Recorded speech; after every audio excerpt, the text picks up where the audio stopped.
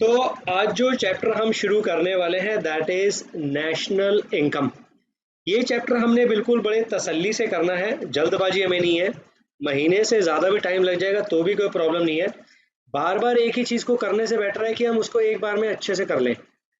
Chapter जो है national income, ये आपकी मैक्रो इकोनॉमिक्स का फर्स्ट यूनिट है, नेशनल इनकम। अगर मैं आगे चलने से पहले सिंपल अगर मैं दो तीन आपको बातें बताऊंगा कि नेशनल इनकम होता क्या है, डेफिनेशन ये सब हम बाद में देखेंगे।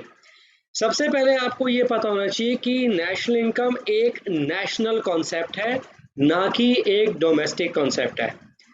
जब भी हम नेशनल इनकम कैलकुलेट करते हैं तो सबसे पहले हम क्या करते हैं?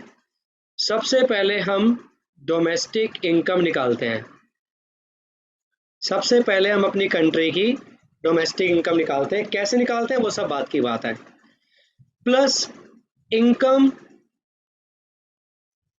Earned from abroad. तो domestic income plus income earned from abroad, जब भी हम नेशनल इनकम कैलकुलेट करते हैं तो हम दो चीज़ों को ऐड करके नेशनल इनकम निकालते हैं। पहला डोमेस्टिक इनकम और दूसरा इनकम अर्न फ्रॉम अब्रॉड। अब ये डोमेस्टिक इनकम क्या है? डोमेस्टिक इनकम हो गया कि जितने भी आपने इनकम जो with in the domestic territory of a country, हमारे पॉलिटिकल बाउंड्रीज क्या हैं, जो हमारे कंट्री के जो बॉर्डर्स हैं उसके अंदर जितनी भी हम प्रोडक्शन करते हैं, उस प्रोडक्शन से जितनी भी इनकम जनरेट होती है, that is your domestic income. तो domestic income is the income which is generated within the domestic territory of a country, that is called domestic income. Plus income earn from abroad. तो let suppose कि मैं India का एक resident हूँ और मैं India का being a resident, मैं इंडिया के अंदर रह के भी इनकम कमाता हूँ। और प्लस अगर मैं यूएस चला जाऊँ घूमने, वहाँ मैं काम कर रहा हूँ, वहाँ मुझे हायर कर लिया, वहाँ मैं काम करता हूँ और वहाँ से पैसा कमा के अगर मैं इंडिया भेजता हूँ, अगर मैं यूएस में काम करके वहाँ से पैसा इंडिया भेजता हूँ, तो वो ट्रीट होगी आपकी इनकम अर्न फ्रॉम अब्रॉड की फॉर्म में। तो इनकम अर्न फ्रॉम अब्रॉड का मतलब है जो पैसा हम बाहर से कमा के लाते हैं। डोमेस्टिक इनकम का मतलब है जो पैसा हम विद इन द कंट्री कमाते हैं। तो if I am earning the income with in the country and if I am earning the income from abroad, तो वो दोनों को अगर मैं जोड़ दूं तो क्या बन जाता है? National income. तो नेशनल सर इंक्लूड्स डोमेस्टिक, बीच में मत बोल, नेशनल इंक्लूड्स डोमेस्टिक और इनकम अर्न फ्रॉम अब्रॉड। मौका सबको दूंगा, बीच में मत टोकना कोई भी। तो डोमेस्टिक इनकम जो भी with in the domestic territory हम कमाते हैं, कैसे कमाते हैं वो भूल जाओ, बात की बात है। तो with in the domestic territory जो भी हम पैसा कमाते हैं, प्लस जो इनकम हम अब्रॉड से कमा के लाते हैं, उन दोनों को अगर हम क्लब कर दें तो क्या बन जाता है? आपका नेशनल इनकम। और ये national income is always calculated annually. तो नेशनल इनकम हमेशा एनुअली कैलकुलेट की जाती है। और नेशनल इनकम बनती कैसे है? डोमेस्टिक इनकम और इनकम अर्न फ्रॉम अब्रॉड। अब इनकम अर्न फ्रॉम अब्रॉड कैसे होती है, किस फॉर्म में, ये बात की बात है। आपने अपनी फैक्ट्री सर्विसेज दी, उसके बदले में आपको पैसा मिला, या आपने बाहर कोई लैंड ली थी, उस पर आपको रेंटल इनकम आ रही है, या आपने कोई बिजनेस में बाहर फॉरेन कंट्री में किसी बिजनेस में पैसा लगा रखा है, वहां से आपको प्रॉफिट्स इनकम जनरेट हो रही है, या फिर आपने कोई गुड्स बेचे, वहां से आपको पैसा आ रहा है। तो वो सारी forms of goods and services की फॉर्म में जो आप अब्रॉड से इनकम अर्न करते हो, वो अगर आप अपनी विद इन द कंट्री जो इनकम कमाते हैं उसमें जोड़ दो तो क्या बन जाती है? National income. अब बोल पार्थ क्या कह रहा था? सर मैं कह रहा हूँ अगर बंदा अब्रॉड में नहीं बैठा है, इंडिया में ही बैठा है, और कोई मान लो कोई बिजनेसमैन है, वो दूसरों को गुड्स बेच रहा है, तो भी वो अब्रॉड वाली लाइन में ही आएगा। नहीं, अगर वो एक्सपोर्ट्स कर रहा है तो एक्सपोर्ट से जो पैसा आएगा वो आएगा किसी दूसरे तरीके से इनकम में जुड़ना। या इनकम अर्न फ्रॉम अब्रॉड का जो ब्रॉडर लेवल पे कॉन्सेप्ट क्या है कि जो भी पैसा बाहर से, मैं कह रहा हूँ ना कि अब इसके अंदर डिटेल में मत जाओ, डिटेल में जाने के लिए तो कम से कम 15 दिन चाहिए उसके लिए, तो रुको अभी। अभी जो जो चीज़ें बता रहा हूँ मुझे पता है कि आपको किस समय क्या चीज़ डिटेल में बतानी है, वो मैं बताऊंगा। अभी फिलहाल के लिए आप जो पढ़ते जा रहे हो शांति से सिर्फ उतना पढ़ते चलो, ठीक है। तो नेशनल इनकम आपकी दो चीज़ों से बनती है, डोमेस्टिक इनकम और income earn from abroad by the normal resident. अब नॉर्मल रेजिडेंट का कॉन्सेप्ट अलग है, बाद में देखेंगे उसको। तो यहाँ पर अब हम नेशनल इनकम की एक डेफिनेशन को रीड करने जा रहे हैं। National income is the monetary measure of annual flow of goods, final goods and services which are produced within the economy, you inclusive of net factor income earned from abroad। तो हमने यहाँ पर national income की definition क्या देखी। National income क्या है, national income एक साल में कैलकुलेट किया जाता है, एनुअल, ठीक है। क्या मेजर करता है, monetary measure, monetary money value किसकी, जितने भी फाइनल गुड्स एंड सर्विसेज हैं उसकी मॉनेटरी वैल्यू क्या है, वो गुड्स एंड सर्विसेज तो जो with in the domestic territory produce किए गए हैं उसकी मॉनेटरी वैल्यू, या जो पैसा आप अब्रॉड से कमा के लाए हो, तो उन दोनों को ऐड कर दो तो क्या बन जाता है, नेशनल इनकम। तो this is the definition given as per central statistical organisation CSO। आगे चलने से पहले या कुछ भी आगे बात करने से पहले आपके चार फैक्टर्स ऑफ प्रोडक्शन क्या हैं, what are the 4 factors of land, production. Labour, capital, entrepreneur. Land tillable capital. Black के ऊपर अलग अलग कलर से लिखने का मजा ही कुछ और आता है। These are the factors of production जो अपनी क्या देते हैं, factor services, they render, they give their factor services, और इनकी फैक्टर सर्विसेज के बदले में ये क्या कमाते हैं, factor income, factor income. Land कमाता है रेंट, वेजेस, इंटरेस्ट, प्रॉफिट।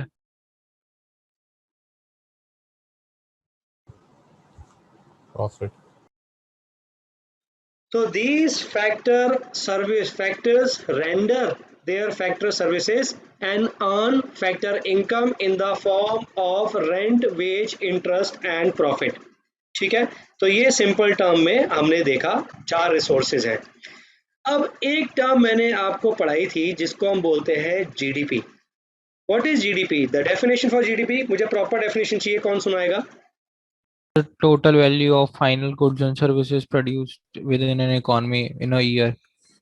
एक वर्ड इसमें और Monetary value. एक वर्ड और जोड़ेंगे, द मॉनेटरी वैल्यू या market value, Market value. the market value of all the final goods and services, the market value of all the final goods and services which are produced within the domestic territory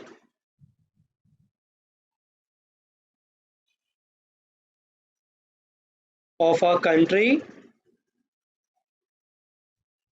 during a year। तो यानी एक साल में, तो इसका मतलब एक साल में आप जितने भी गुड्स एंड सर्विसेज प्रोड्यूस करते हो विद इन द कंट्री, उसकी मार्केट वैल्यू क्या है, दैट इज कॉल्ड GDP।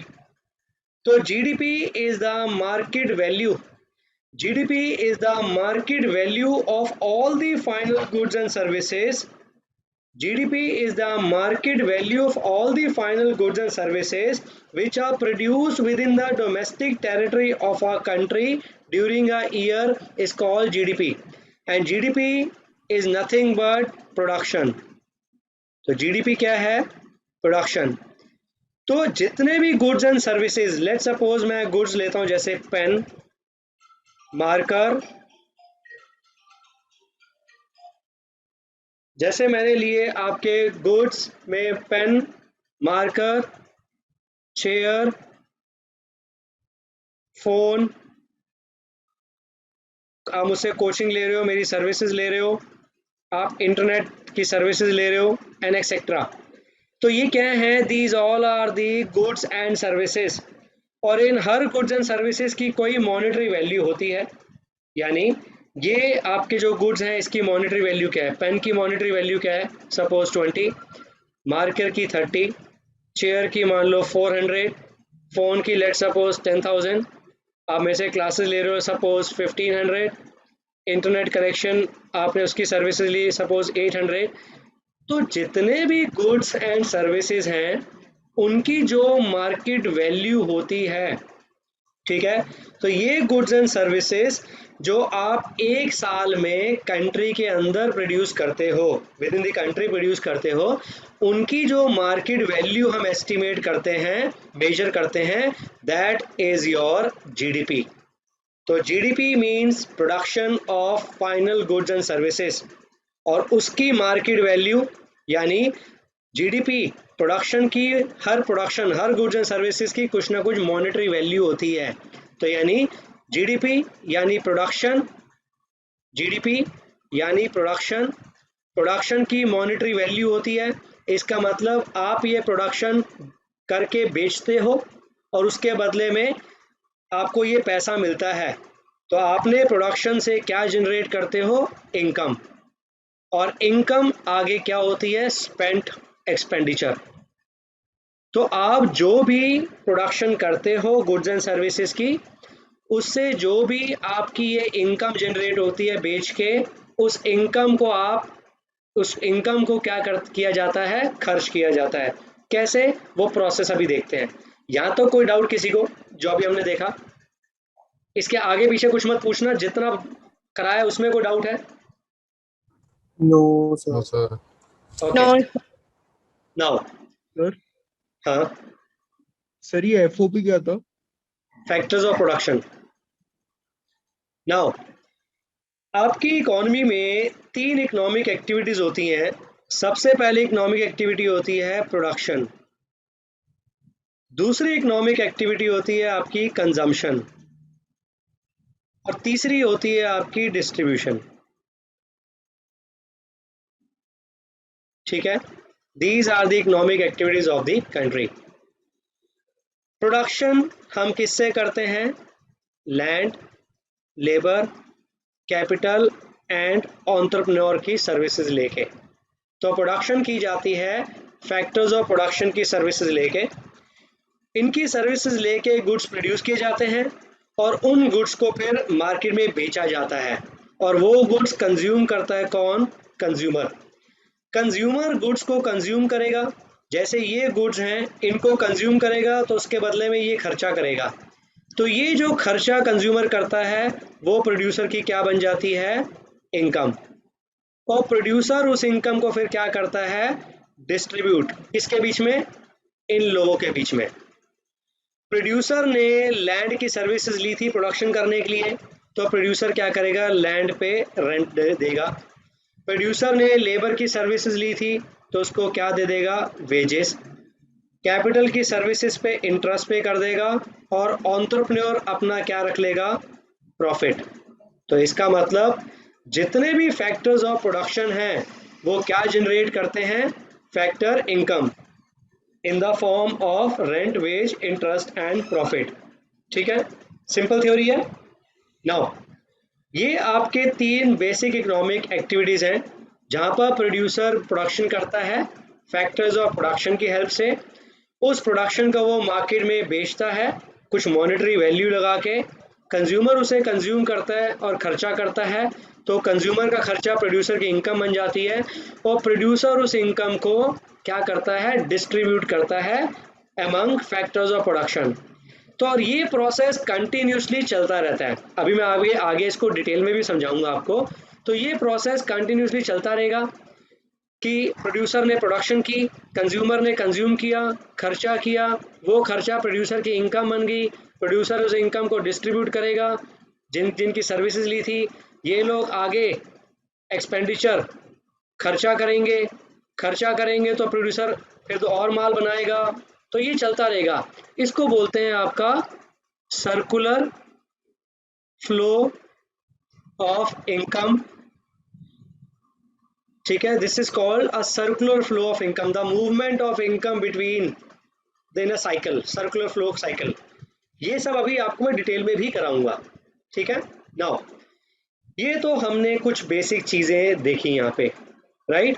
इसके बाद अगर हम बात करें कि आपकी जो नेशनल इनकम है, आपको कुछ चीजें ध्यान में रखनी होंगी, जैसे कि national income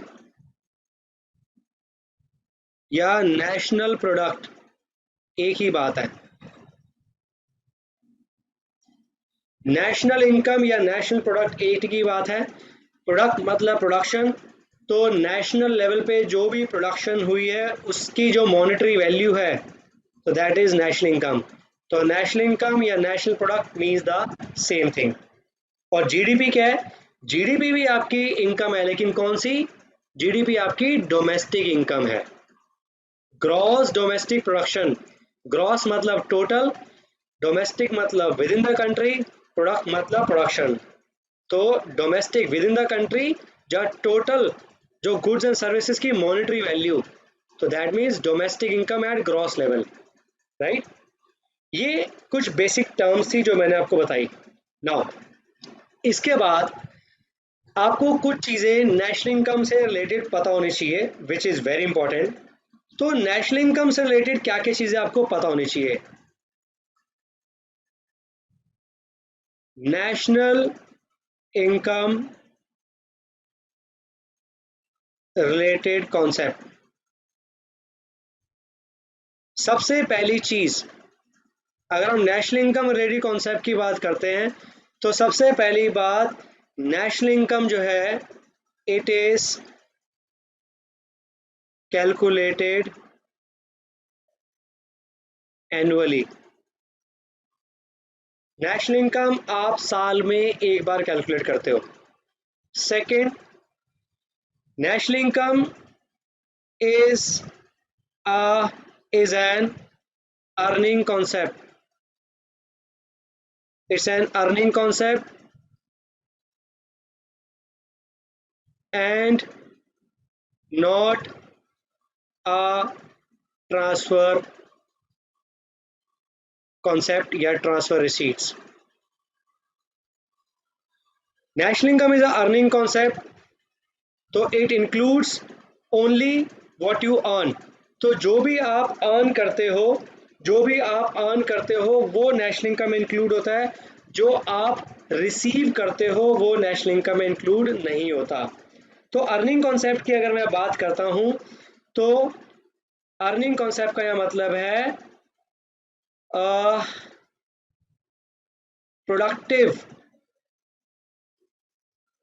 productive services.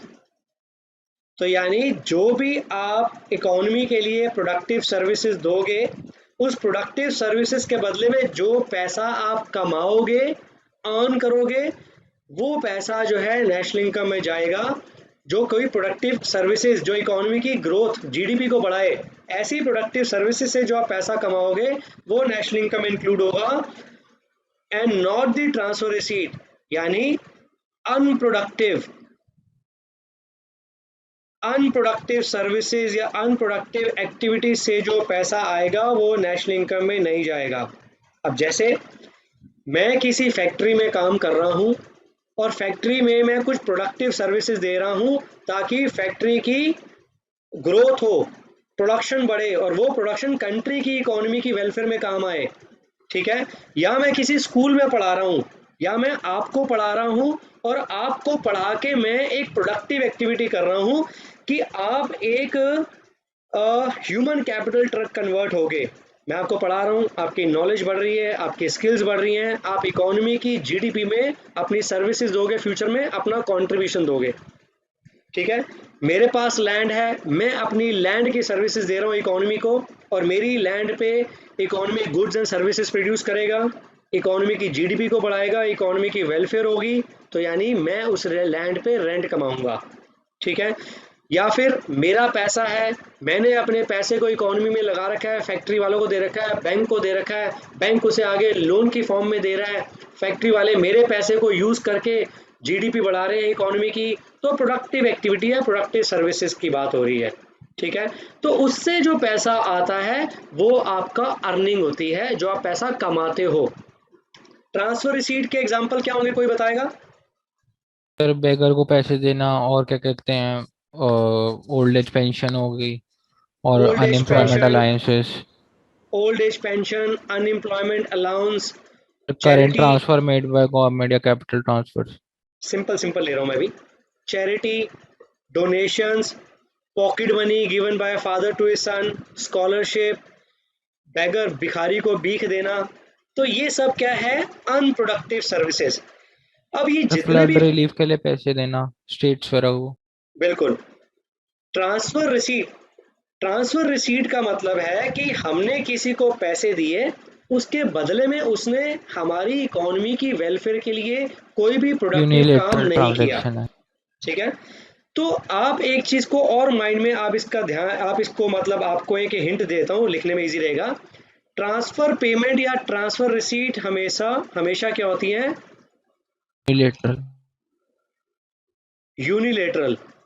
Unilateral का मतलब होता है वन साइडेड।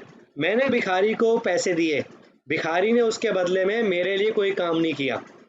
मैंने दूसरी स्टेट को चैरिटी डोनेशन भेज दी, तो उसके बदले में उन्होंने हमारी इकोनॉमी के लिए कोई प्रोडक्टिव एक्टिविटी नहीं की, ठीक है। मैंने डोनेशन दे दी किसी को, या मैंने प्राइम मिनिस्टर रिलीफ फंड में पैसा भेज दिया, तो उसके बदले में प्राइम मिनिस्टर ने हमारे लिए कुछ नहीं किया, कोई करंट ईयर में कोई गुड्स एंड सर्विसेज नहीं प्रोड्यूस हुए। तो इसका मतलब जो एक तरफा पेमेंट होती हैं, वन साइडेड पेमेंट्स होती हैं, उन्हें बोलते हैं ट्रांसफर रिसीट्स या ट्रांसफर पेमेंट। लेने वाले के रिसीट्स, देने वाले के लिए पेमेंट, एक ही बात है। अर्निंग कॉन्सेप्ट आपकी बाइलेटरल होती है।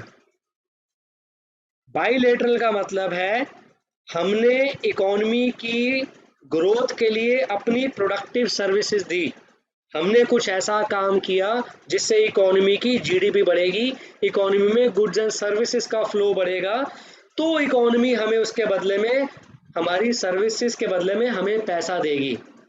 हमने गुड्स प्रोड्यूस किए, मार्केट में बेचे, और मार्केट उसके बदले में हमें पैसा देगी, तो दो तरफा बात हो रही है, बाइलेटरल, ठीक है।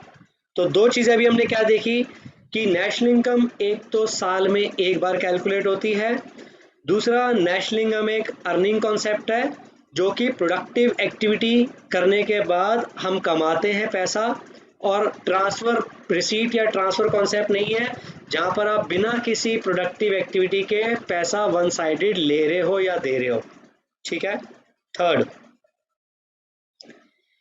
National income is always estimated at net level and not at gross level। ये अभी आपको नहीं समझाऊंगा, डिटेल चीज़ है, रट लो इसको। नेशनल इनकम हमेशा नेट लेवल पे कैलकुलेट होगी, ग्रॉस लेवल पे कैलकुलेट नहीं होगी।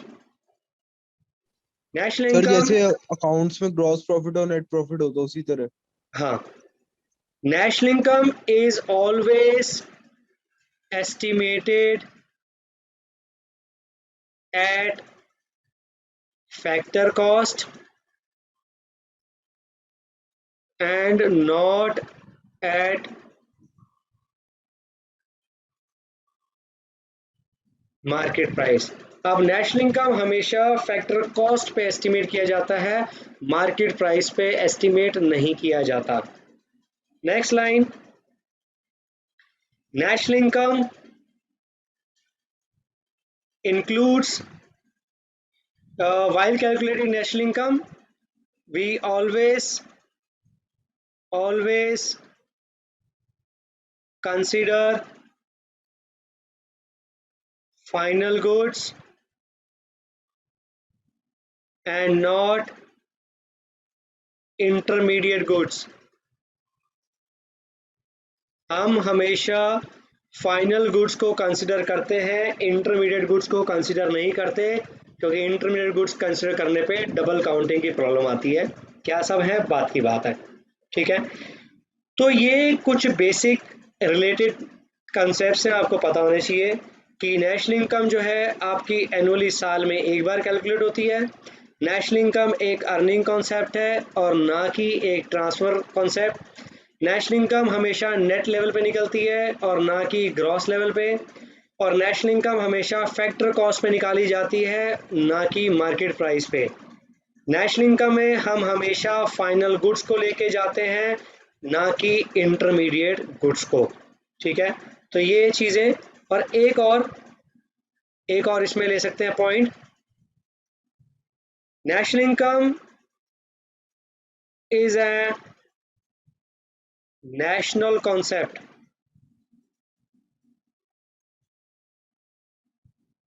And not a domestic concept. National income एक नेशनल कॉन्सेप्ट है, ना कि डोमेस्टिक कॉन्सेप्ट, ठीक है। तो यानी जब भी हम नेशनल कॉन्सेप्ट की बात करते हैं तो इसका मतलब नेशनल इनकम निकालने के टाइम हमें डोमेस्टिक इनकम निकालनी होगी पहले, और उसमें हमें Sir, इनकम, एक second, income earned from abroad. तो ये दोनों चीज़ों को जब हम जोड़ देते हैं तो हमें क्या मिल जाता है, नेशनल इनकम। हाँ शौर्य। सर जीडीपी तो डोमेस्टिक कॉन्सेप्ट हो गया ना? बिल्कुल, जीडीपी आपका डोमेस्टिक कॉन्सेप्ट है, बस फर्क सिर्फ इतना है कि वो ग्रॉस लेवल पे है, बाकी चीज़ सेम है, ठीक है। Now any doubt to anyone यहाँ तक? हाँ पार्थ। सर इसमें फोर्थ पॉइंट नहीं समझ आया। फोर्थ पॉइंट मैंने कहा ना, ये थर्ड फोर्थ फिफ्थ ये मैंने आपको समझाया ही नहीं है, डिटेल है इसलिए मैं समझा नहीं रहा। अभी फिलहाल याद करना है सिर्फ, अभी ओके। सिर्फ याद करना है। ओके, क्विक अटेंडेंस बीच में। Aarti, Aditya, No, sir. Sir, Anshul, Aryan, present sir. Gursiman, Yes, Ishpreet, sir. Present, sir. Manya, Wadhwa, Parth, yes sir. Yes, Aryan, Praket, Yes. Praket Pratham, Praket Pratham, very good. Riyanshi, Shaurya, Yes, sir. Yes, sir. Shreya, Yashna, Yes, sir. प्रथम, प्राकेत, यस सर। प्रथम यहीं रहे, गायब मत हो जा, ये बहुत इंपॉर्टेंट टॉपिक है। सर तभी रुका हूँ। सर ये प्राकेत, दो पार्ट आए हुए हैं, एक ही। पार्थ, हाँ सर। ये दो पार्थ कौन से हैं? सर दो कहाँ हैं? सर दो हैं, मेरे को भी दो दिख रहे हैं। सर देख तो मुझे भी दो रहे हैं, बट ऐसा कैसे हो सकता है? सर एक में चलो छोड़ दिया। सर चलो, मैंने तो एक, सर पहले मैं डिस्कनेक्ट हो गया था, दोबारा ज्वाइन कर रहा था, इसलिए हो सकता है ग्लिच हो गया हो। चलो कोई बात नहीं। हाँ जी, सो ये बेसिक चीज़ें हैं जो हमने देखी नेशनल इनकम और कॉन्सेप्ट्स को लेके। कोई डाउट यहाँ तक किसी को? एनी डाउट टू एनीवन, जो चीज़ अभी तक हमने देखी? No, sir. Okay, now sir national concept और डोमेस्टिक कॉन्सेप्ट से क्या मतलब हुआ? नेशनल कॉन्सेप्ट का मतलब यही है कि आप नेशनल इनकम नेशनल लेवल पे निकालते हो, डोमेस्टिक लेवल पे नहीं निकालते। मतलब कि आपको अगर नेशनल इनकम निकालनी है तो आपको पहले with in the country income calculate करनी होगी, और उसमें आप जो भी अब्रॉड की इनकम लेके आए हो उसको जोड़ दोगे तो आपकी नेशनल इनकम बन जाती है, ठीक है। ये कोई मतलब ऐसे कोई बुक में सेट नहीं दिया, ये हमने बेसिक अपने तरीके से कस्टमाइज टेलर मेड बना रखे हैं। Now there are 3 phases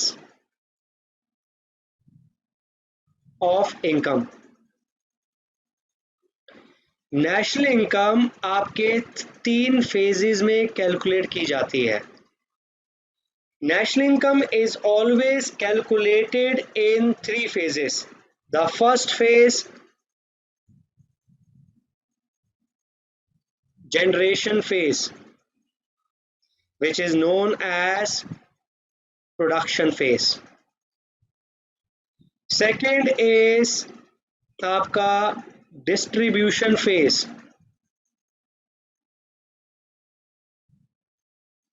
which is known as income phase. Third is आपका disposition phase, which is known as expenditure phase. So that means आपकी नेशनल इनकम कैलकुलेट होती है 3 फेजेस में, प्रोडक्शन फेज में, income phase में और expenditure phase में।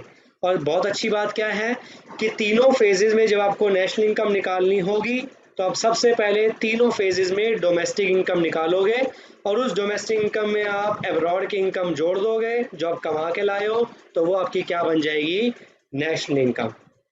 Production phase का मतलब क्या है? प्रोडक्शन फेज का मतलब है जितने भी फाइनल गुड्स एंड सर्विसेज जो प्रोड्यूसर ने प्रोड्यूस किए with the help of land, labour, capital and entrepreneur.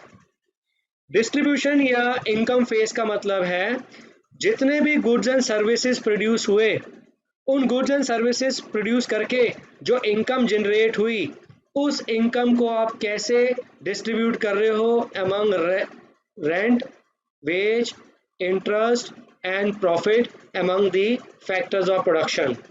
और एक्सपेंडिचर फेज में जितनी भी इनकम आपने डिस्ट्रीब्यूट की है among land, labour, capital, entrepreneur in the form of rent, wage, interest, profit, उस इनकम को कैसे हाउस होल्ड सेक्टर कैसे उसको खर्च कर रहा है, एक्सपेंडिचर कर रहा है on final goods and services. तो फाइनल गुड्स एंड सर्विसेज पे कैसे वो एक्सपेंडिचर करता है, दैट इज अपनी इनकम को कैसे वो डिस्पोज कर रहा है, डिस्पोजिशन फेज। तो आपकी 3 फेजेस में आपकी नेशनल इनकम चलती है, प्रोडक्शन फेज में, इनकम फेज में और एक्सपेंडिचर फेज में। So production generates income and income generates expenditure. ठीक है, तो हमने धीरे धीरे एक एक करके इसको यूज करना है। अब इसमें यहाँ तक कोई डाउट है किसी को? एनी डाउट टू एनीवन यहाँ No, तक? sir. क्लियर है? No. No, sir. ओके, और जितना जो हमने डिस्ट्रीब्यूशन फेज है हाँ उसे एक्सपेंडिचर फेज नहीं होना चाहिए, उसमें तो इनकम बांट ही रहे हैं। बांटी है, खर्च थोड़ी ना हुई है, बांटी है, खर्च थोड़ी रखी है। सर खर्चा तो है ना हमारा, लेबर को पैसे देंगे तो हमारा खर्चा ही होगा। फार्म का खर्चा नहीं होता, खर्चा हमेशा हाउस होल्ड को होता है, कंजम्पशन एक्सपेंडिचर। फार्म का हमेशा इन्वेस्टमेंट एक्सपेंडिचर होता है जो वो land and building, plant and machinery पे खर्चा करती है। ये जो खर्चा होता है फार्म का, लैंड को रेंट दे दिया, लेबर को वेजेस, वो फार्म का क्या होता है, एक्सपेंडिचर कॉस्ट। कौन सी? फैक्टर कॉस्ट, वो अलग चीज है, बाद में बताऊंगा।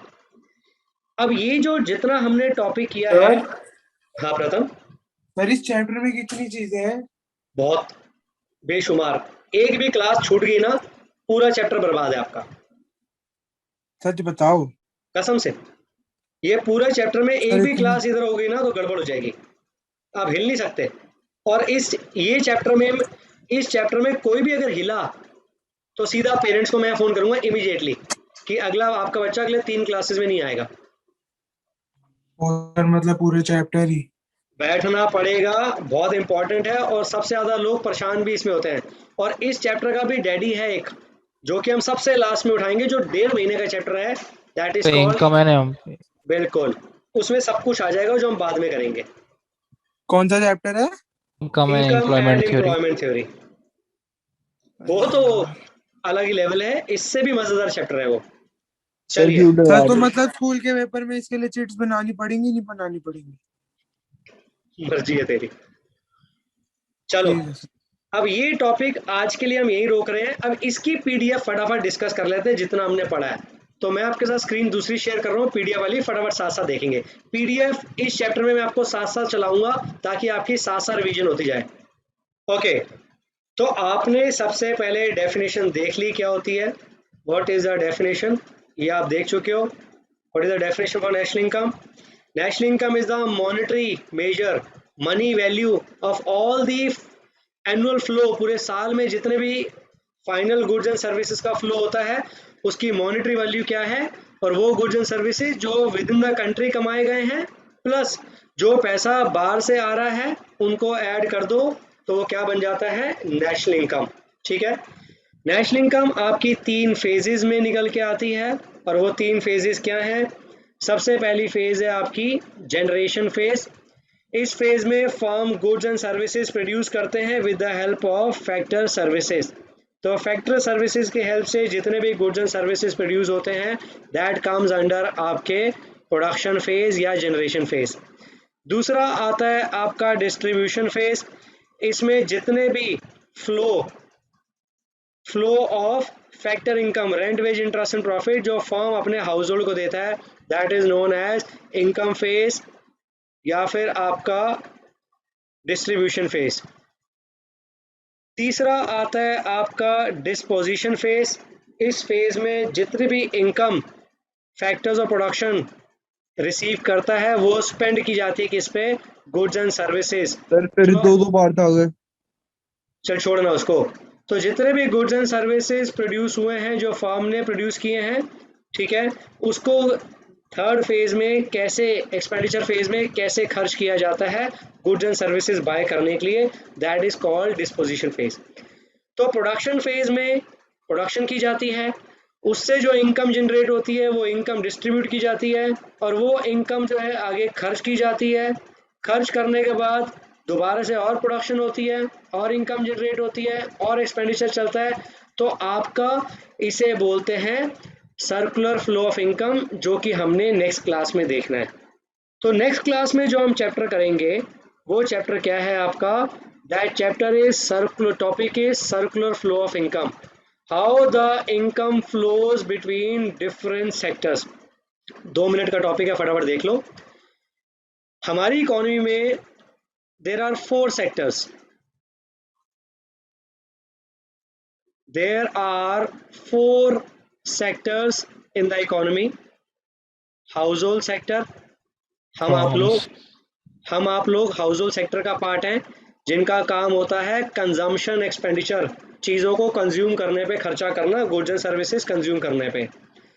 सेकंड आता है फर्म सेक्टर, जिसका काम होता है land and building, plant and machinery, इन पे इन्वेस्टमेंट करना, इन्वेस्टमेंट एक्सपेंडिचर। थर्ड आता है आपका गवर्नमेंट सेक्टर, जिसका काम है गुड्स एंड सर्विसेज, पब्लिक के ऊपर खर्चा करना, गुड्स एंड सर्विसेज पब्लिक तक पहुंचाना, उस पर एक्सपेंडिचर करना। और चौथा होता है आपका फॉरेन सेक्टर, जिसको हम नेट एक्सपोर्ट्स भी बोल देते हैं कई बार। ठीक है, तो ये आपके 4 सेक्टर्स हैं। हमारे टीचर ने इसमें क्या कहते हैं लीकेजेस और इंजेक्शन भी बताया है। बताऊंगा, सर्कुलर फ्लो ऑफ इनकम जब आएगा तब बताऊंगा। वैसे लीकेजेस और इंजेक्शन आपके सिलेबस का पार्ट नहीं है, फिर भी बताऊंगा मैं आपको। तो हाउसहोल्ड सेक्टर और फर्म सेक्टर, हाउसहोल्ड सेक्टर और फर्म सेक्टर आता है आपका 2 sector model. Household sector plus firm sector plus government sector आता है आपका 3 सेक्टर मॉडल, और household sector plus firm sector plus government sector plus foreign sector आता है आपका 4 सेक्टर मॉडल। आपके सिलेबस में सिर्फ 2 सेक्टर मॉडल है। तो 2 सेक्टर मॉडल में circular flow of income, income 2 sector model में कैसे फ्लो करती है वो सब हम देखेंगे नेक्स्ट क्लास में।